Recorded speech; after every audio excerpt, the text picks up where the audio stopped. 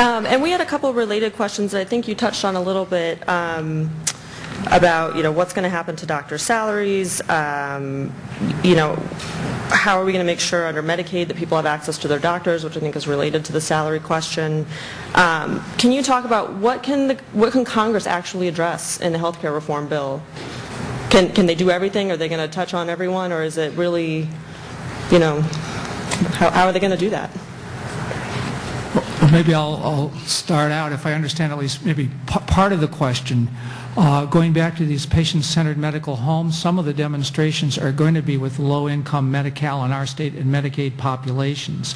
And this also feeds into the primary care, because in the patient-centered medical home, the primary care physician, the family physician, the general internist, the pediatrician is really the key person, along with their team of nurse practitioners and others. So some of these demos are to make sure that these people have access to these, and that they have the technical assistance, the practices for electronic medical records, and that they have the nurse case manager there to make sure these people can manage their health and not be hospitalized and not go to the ER, which runs up costs, and there's also issues of coordinated care, and they're proposing to pay them more. So there would be a care coordination fee that would be paid directly to the patient-centered medical home. More money, a financial incentive for them. And then on top of that, if they hit certain quality of care targets. So if you and I have diabetes, but we keep our blood sugar levels low, et cetera, they would get additional income by meeting these quality targets. So that's at least, a little bit of part of this that's being proposed, but it's only part of it. So I'm going to sound like a broken record, but economists have certain tools and we keep hammering at them, but it's sort of incentives. If you want the Medicaid population to have access to providers, well, the reason why they don't have access to providers is that Medicaid programs generally pay much less to providers than other types of insurance programs, so many providers don't accept Medicaid payment levels. So one of the bills in Congress has proposed to raise Medicaid reimbursement rates to the same level as Medicare. In many states, those reimbursement levels are about 70% of what Medicare pays. And California now has the lowest Medicaid reimbursement 51 rates in the country. And this really hurts access to care in the Medicaid population. But are they going to be able to require these types of reform? Will Congress be able to require these types of reforms of private insurance companies in the legislation? Well, if we're talking about Medicaid, and these are sort of state regulated, and yes, the federal government can require the states to require that Medicaid pay a certain rate. It's federal, but they can't regulate the payments that the private health insurance plans make to physicians. At least not that I'm aware of. There's no plans to do that I know. They're also talking about payment reform under Medicare, but really those are the only two programs where, and SCHIP would be the other one. But the federal government has to have a stake in the program in order to regulate it. Okay, we have another question here that asks, how are the caps or regulations proposed for the insurance companies not going to simply put the insurance companies out of business? Aren't the reasons for their current methods motivated by a need to stay solvent?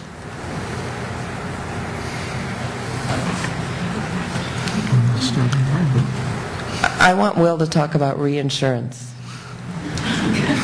So one of the types of regulations that has been proposed in all of the bills really is community rating.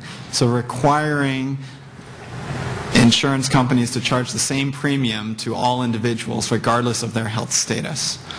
Now, in the absence of an individual mandate, there is great concern that that could lead to adverse selection in insurance plans, and this could have costs spiral up, and certain insurance plans are going to disappear potentially, and you will have a very unstable insurance market. Not all of the private insurers can go out of business at the same time unless you have a public option, but it would be quite unstable. Now, there are mechanisms for trying to address that using with risk adjustment and reinsurance, so using sort of ex-ante characteristics of the individuals they're selecting into a given plan. So if Kaiser is very good at serving diabetics and they get a lot of expensive diabetics, and some other insurer not to be named such as Blue Cross is very good at insuring young healthies, then Blue Cross would be required to cross-subsidize Kaiser's population. And in that way, you can stabilize risk pools to some extent. Great. We have another question for Professor Dow. Would you please speak more about the government regulations in Europe that you say are the only thing that has flattened the curve? What are these regulations exactly? So I sort of exaggerated a little bit. I said it's the only thing that's flattened the curve. But what's common throughout almost all of the European systems is so-called all-payer rate setting. So the government and insurers in the countries that have sort of private insurers will sit down with provider representatives and they will negotiate reimbursement rates once. Okay, so then all of the insurers that are working with a given hospital would pay that hospital the same rate. They would pay the doctors that same rate. In some countries, all doctors of a given type would all be, paid the same rate. Okay. The reason why that helps is that the government has a great deal of power then in informing what those rates are and helping to decide what those rates are, and so that you can try to avoid the problem that specialists will use their market power by having very few of them to ramp up costs. Similarly with hospitals. In this country, we're very blessed in the San Francisco Bay Area by having many hospitals, and there's some possibility of competition.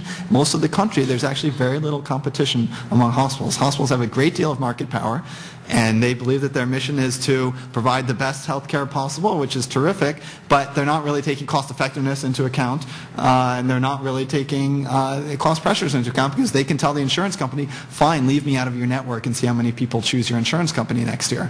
And so hospitals are able to raise their prices up and up and up. There's one example in the United States of a state that has all-payer rate setting. That's Maryland. So Maryland has all-payer rate setting, and so there is this type of negotiation every year, and the hospitals have their rates set by this sort of state group. And we can call it a negotiation or not. It's essentially they're being told this is what it is. But if you look at over time since this was put into place, their hospital prices have been coming up more slowly than other states. We talked about how some of the existing programs are going to change, like how Medicaid might change to be expanded.